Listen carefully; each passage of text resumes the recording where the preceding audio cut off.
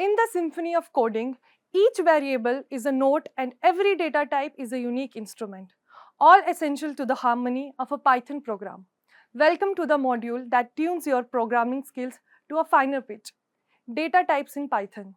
You have learned to declare a variable. Now it's time to delve deeper into the nature of these variables.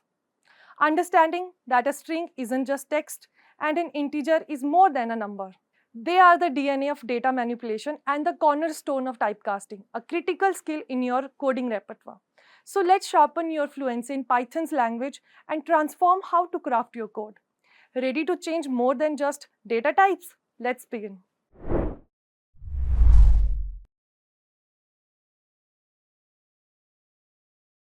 Let us start practicing by writing our first code, printing "Hello World" on the console. Click on the cell to make sure it's in edit mode and the cell type is code. Here is where you can check the cell type. You can change it to Markdown if you want to have comments or headlines and stuff like that.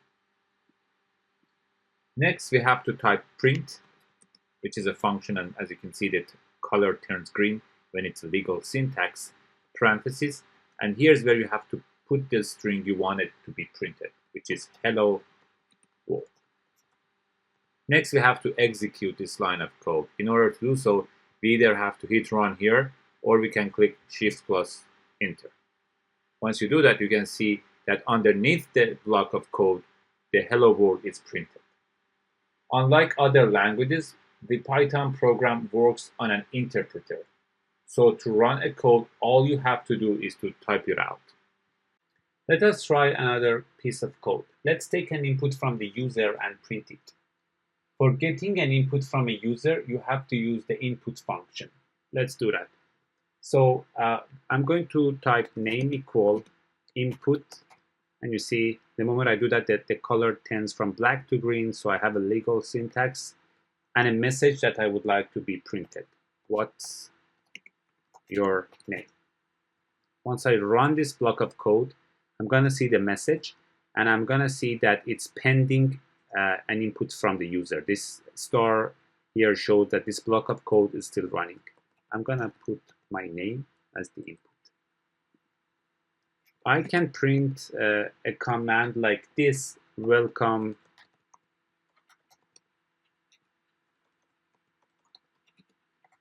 to upgrad, and comma the variable that I have input from the user.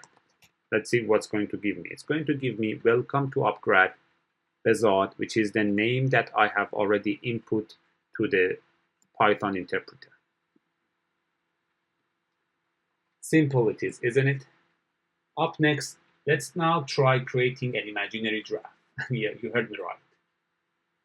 Python commands run line by line. So you can basically use this functionality specifically to change a part of long code. Let's try to create this imaginary graph by using the print command. So I'm going to use a sequence of print commands using characters like O, underscore, space, and so on to create a so-called imaginary graph. This is what I see. So if at some point you see that, okay, it doesn't look like an imaginary graph and you want to, let's say, add more length to the neck, all you have to do is just go back and add this like line of code here. So you can just do the following. You want to increase the length of the neck, right? So you can just add this and increase the space so that everything is in line. And that's your imaginary graph. So we didn't need to compile the whole code. All we have to do is edit or add just one line.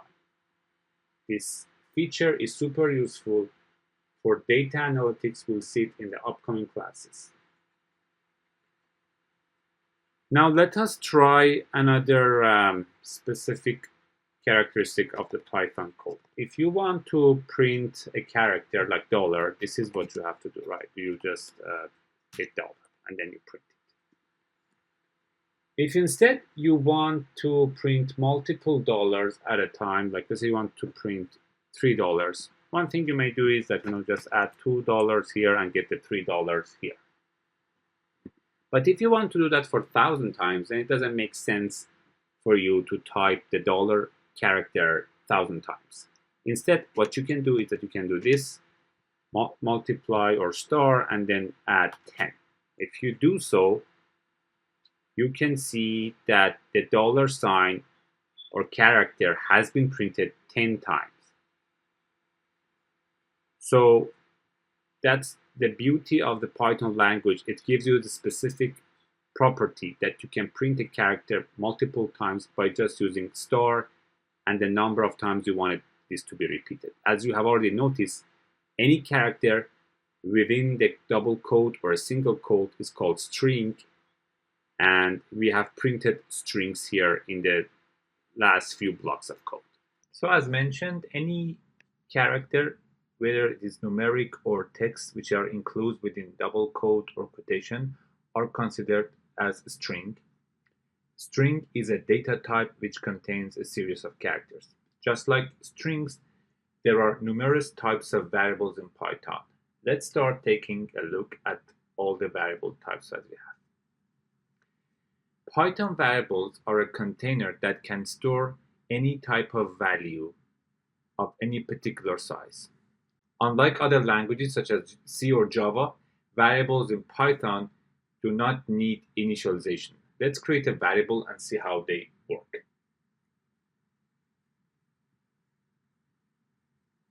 I'm going to define a variable 1. It's going to be a string, and this string is containing Mike. And then I know this is how to print a variable, right? So you define a variable, and the name of this variable is var1, and you're going to set the value of this variable as a string containing the characters M-I-K-E. And this is how you print a variable. I'm going to next print a variable 2, and that is going to be integer, and it contains a value of 6.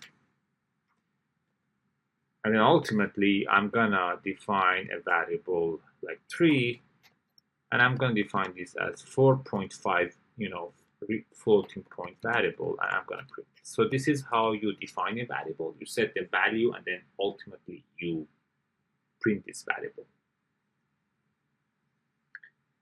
Now that we learned how to store a variable in Python, let's try to get a variable from a user and then store it. This is how you would get a variable from a user. We've done this kind of in the very first blog, but let's just go over it again. You use the function input, and here is you're going to put a message that you just want to show to the user. What's your favorite number?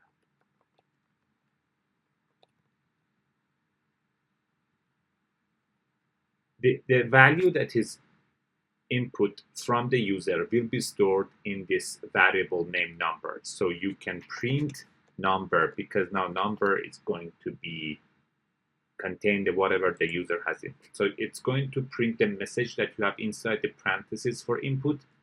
And let's say you type 5, and that's your favorite number. You hit enter, and then it's going to print the content of this number for you. Now, let's try the same thing by taking a string from a user, right? So this is basically the code that we can use to get that string.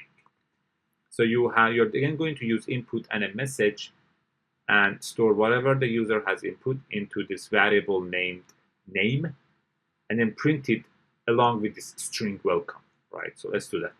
What's your name? I'm going to input my name, Bezat, and it's going to tell me welcome, Bezat. So far, we have learned on how to also get an input from the user and store it in a specific variable. If you've made it this far in the video, give us a like, a share, subscribe, hit the bell icon, tell us what you want to learn next in the comments, and then wait. Or skip the wait and become a data scientist in just 12 months with the Executive PG program in Data Science from IIIT Bangalore, powered by Upgrad in collaboration with experts from Meta, Myntra, and LinkedIn. Over 20,000 working professionals from over 65 batches have already done this course. Now, back to the video. Another thing that you can do is to get a variable from the input and also do some sort of an operation on that, right? So let's say that you are going to get the age from the user. So you're going to input enter your age column, and then you are going to print a message for the user. You are comma month old. So we are going to print the age of the user in terms of month, but we have received the age of the user in terms of years. So all we have to do is that we have to multiply this age that we are going to receive from the user, multiply it by 12 and put it between UR and month old strings. Let me just do that and see how it's going to happen. So I'm going to enter 35, and it's going to tell me that you are, oh, that's what happens here, right? So you can see what happens here. It's going to print 35 12 times for me, right? Remember what we did in the past. We were getting dollar using star and a number, and it would print this string 10 times for us. The reason for this is the following, that whatever you input from the user is going to be an age, but in the form of string.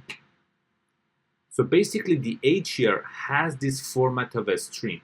So basically what you have to do here is that you have to do the following. You have to get an input from the user, and you have to change it from a string to an integer. So basically you have to do the following. This is so-called casting. The age that you get from a user will be seen in the eyes of the Python interpreter as a string. That's why it's going to be printed 12 times here. But if it can change it in a way that it sees a number, like an integer or floating number, then it's going to multiply it by 12 in a numeric fashion. Let's see how it works this time. I'm going to print 35 again, and it's going to cast the age from string to int. This is what is called casting, which is basically changing the type of the variable so that from this line above, the age is an integer. Therefore, when you do age times 12, it's not going to see any strings. It's going to see an integer and multiply it by 12. So 35 times 12 is 420 or 420 month old. So it's going to print you are 420 month old. This is casting. So in addition to getting an input from the user and saving it in a variable, we also learned that if whatever we input is going to be in the form of string, whatever you input is going to be in the form of string, and hence, if you want to do any numerical operation on that, you have to cast it to either integer or float. In many applications in Python programming, you may be either dealing with a large chunk of code or a code that you get from someone else.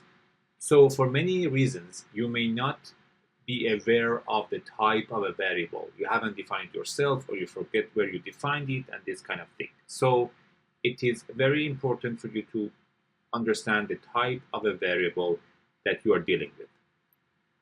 I have defined 4 variables here. The first one is an integer, the second one is a floating point, the third one is a string, and the fourth one is a boolean.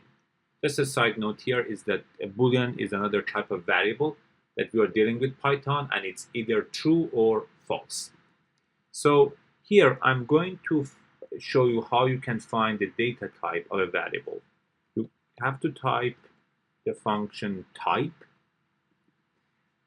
and inside the parentheses the name of the variable that you want to get the type. So if you do so, you'll get int, which means integer, type floating num gives you float, type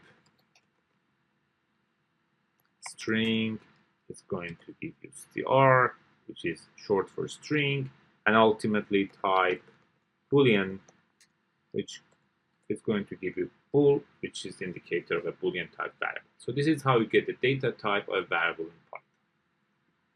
Next, we would like to talk about typecasting in Python.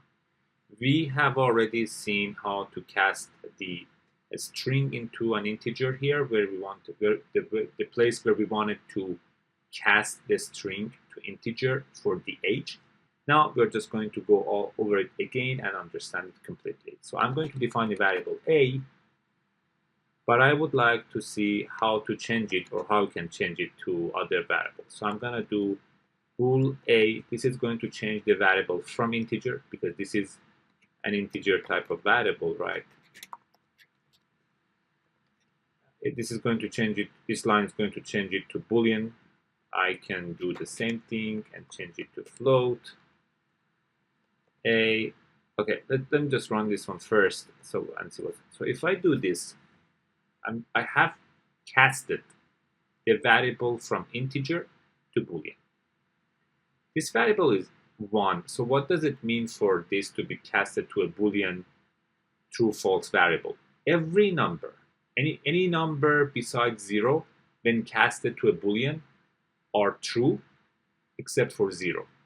So if you do this for 2, it is still true. If you do it for 4, it is still true, even if you do it for other floating point. But if you do it for 0, it's going to give you a false. So this is how a variable would be casted to Boolean and what is the interpretation of that. You can also cast it to a float. Let's run this code. It's going to give you 1.0. So somehow it has casted the variable from integer 1 to floating point 1.0. And finally, you can cast it to a string by using stra, and it's going to give you a 1, but that one is a string version of that one. They may look like the same, but it's actually a string version of that one. So this is how you cast a variable or typecast a variable to a desired type that you want. So we have covered getting the data type and typecasting in this section. As we wrap up this segment on data types and typecasting in Python, think of how far you have come from simple variable declaration to the alchemy of type transformation. You have unlocked another level of coding expertise, but your journey doesn't end here. There's a whole spectrum of Python wonders waiting for you. Each video a new step towards mastery. Stay curious, continue to experiment with types, and join us as we dive into the next chapter.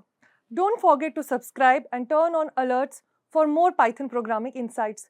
Keep coding, keep growing, and let's decode the language of Python together in our upcoming segments. The next discovery is just a play button away.